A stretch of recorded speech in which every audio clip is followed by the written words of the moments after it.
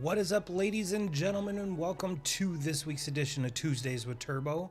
My name is Ryan Turbo Jackson. I am your insurance resource, and in videos like this, I like to break down insurance terminology and insurance policies. What do you need to know, just so you know, as a consumer, what you are buying and what you need and don't need? Because at the end of the day, it is my job to protect not only you, but your assets. And if you haven't been joining me here lately, I've been trying to break this show up into, I guess you could say, little segments, so it doesn't get quite as boring, because insurance really isn't that super cool, isn't a blockbuster hit, but there's different ways we can approach this. And one of the things I like to do is a segment called Hats Off with Turbo. And what we do with this is we put on different hats and look at different professions, and what does that certain profession need as far as their insurance is concerned. So this week is kind of a little, we're gonna use a broad brush, okay? Because this type of profession has many little subcategories in it. So we're just gonna do like a broad sweep of everything. Now, once we go into this, there's going to be different risks associated with different parts of this profession. But this, like I said, this is a general kind of sweep of things, kind of give you the landscape of what, if you are indeed one of these people in this profession, what types of coverages you should expect to have, or if you are getting started, what you can expect there. So today we are talking about contractors, and like I said, there are many different types of contractors. As you can imagine, a contractor that does roofing, their risks are going to be a whole lot different than someone that does flooring. But like I said, we're using a very broad paintbrush here today, ladies and gentlemen. If there are, if you want me to get a little bit more in depth as to what type of specific coverages a specific contractor would have, I'd be more than happy to do that. And if there is a profession that you would like me to break down, please drop it in the comments and let me know. I'd be more than happy to help you out with that. So yeah, let's get started in the world of contractors. Now, contractors are, like I said, just the word is very vague. There are obviously contractors that are very broad and some that are very specific. So, but like I said, for this example, we're using the very broad definition of what a contractor is. And it does get a little bit more into the weeds when we talk about subcontracting and stuff like that. So like I said, this is just we're just skimming the surface here, ladies and gentlemen, when we do talk about contractors. So what types of coverages do a contractor need? Well, first and foremost, you're going to need liability. And that's general liability. You might be asking yourself, why? Well, it protects against third-party bodily injury or property damage. An example would be a carpenter is working on a deck when a loose board trips a homeowner, causing injury. The homeowner sues for medical costs. General liability would cover this. And this is one of those that is across the board. Every single contractor needs general liability. Now, what about property? You might ask. Well, that's number two. I mean, number one and number two are always on pretty much every single contractor policy. Why do you need it?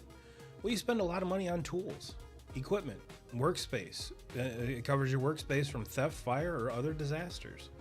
So these are your high ticket items, aside from your employees. But we'll get to your employees here in a little bit. But yeah, tools are not cheap. Equipment, and even materials, not cheap. Not cheap. I don't know if you've been to Home Depot trying to buy wood for whatever project. It's not cheap.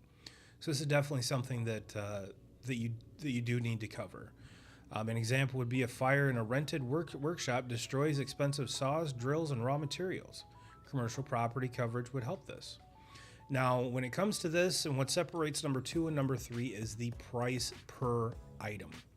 Now, with a regular commercial property insurance, when it comes to tools, certain companies have limits like up to $2,500 per tool. So if you do have tools that are more expensive than that, then we need to go into what they call inland marine. which has nothing to do with boats. But it covers mobile tools and equipment against theft and damage. And again, this would be if we had tools that are more than the $2,500 mark.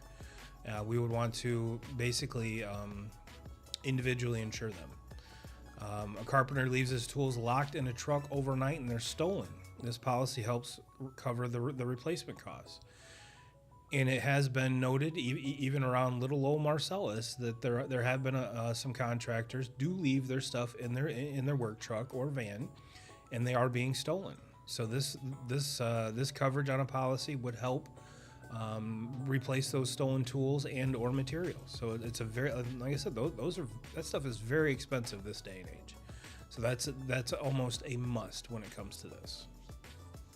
Now remember when I told you about, the tools and materials are very expensive, pretty much the most expensive thing you have on your job site except for your employees.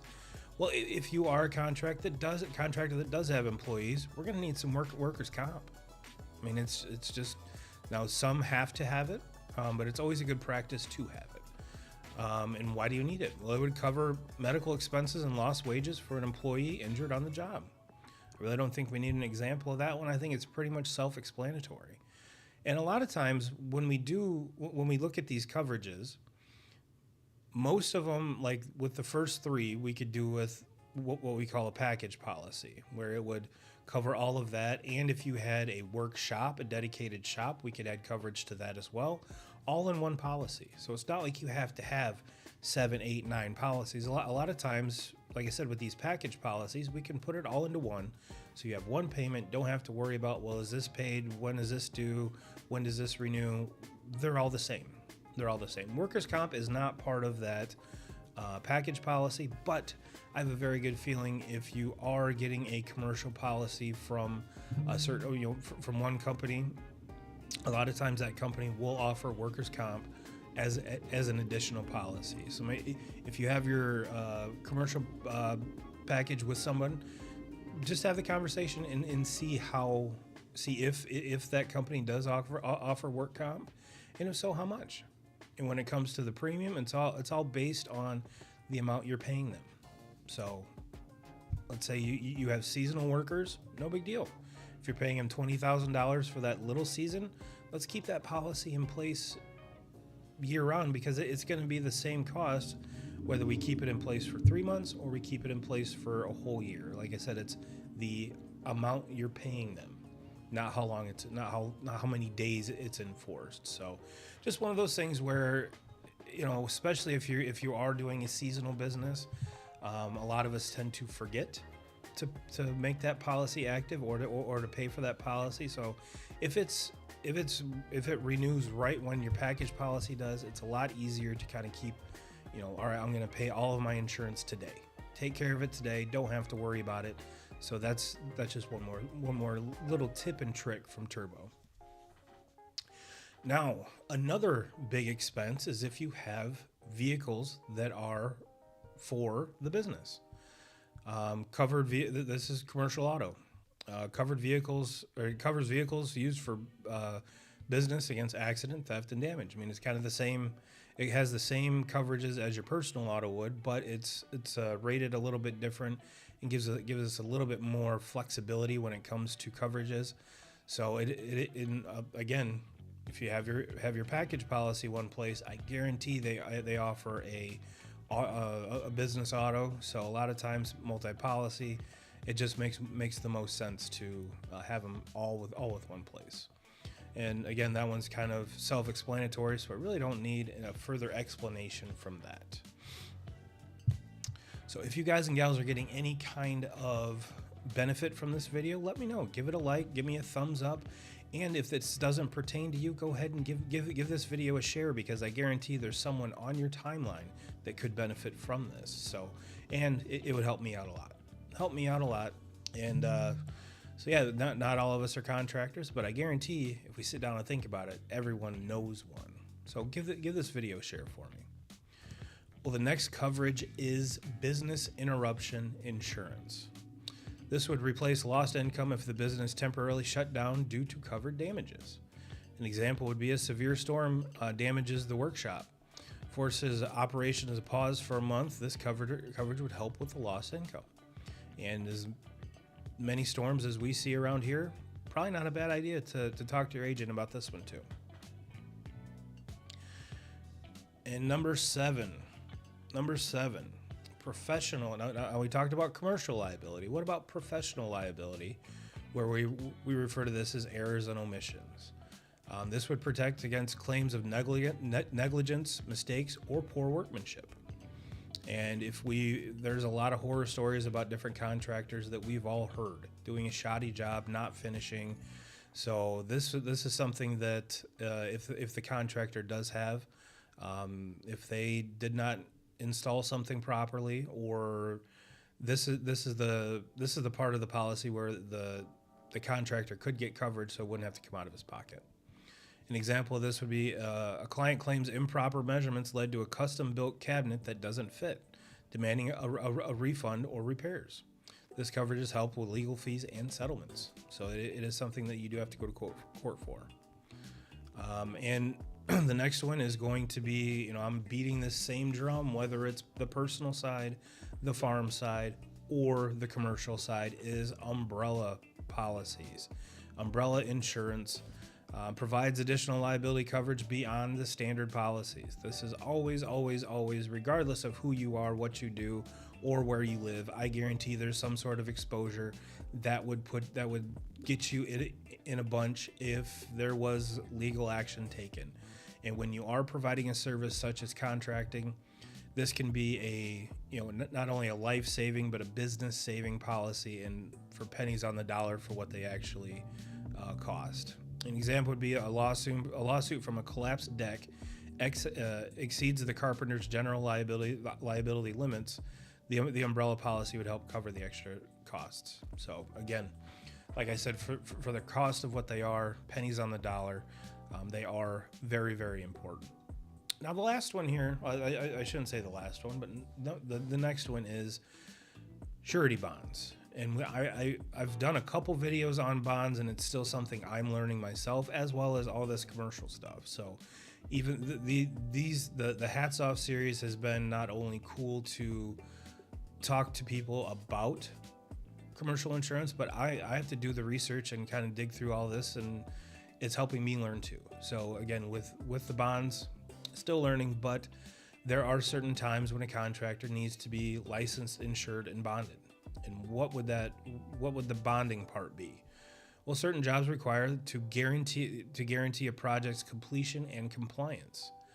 A carpenter wins a contract to renovate a business, but the client requires a bond to ensure the work is completed as agreed.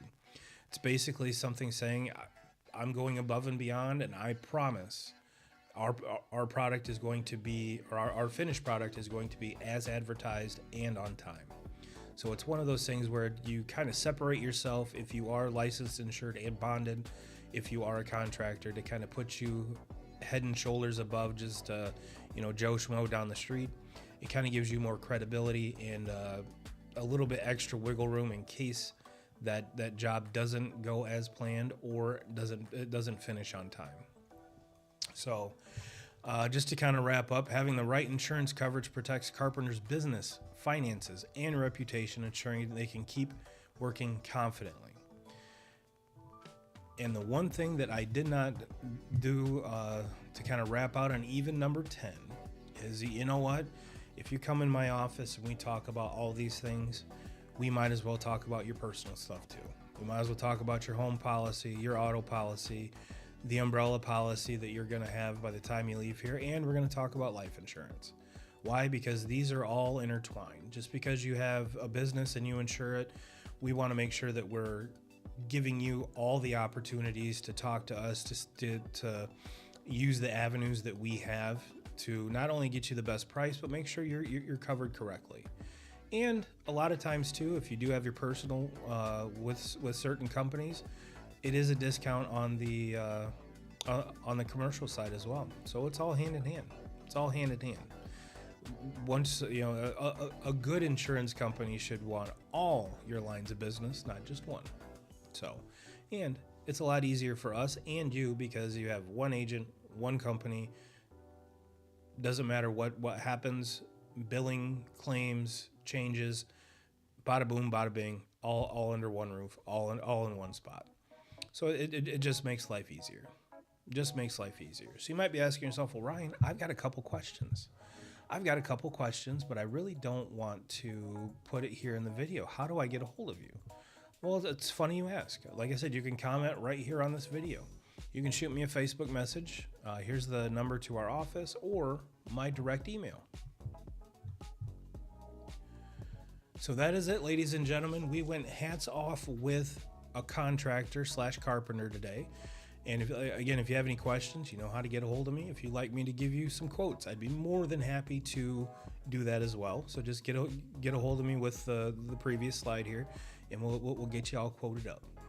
But until then, get out and enjoy this beautiful weather.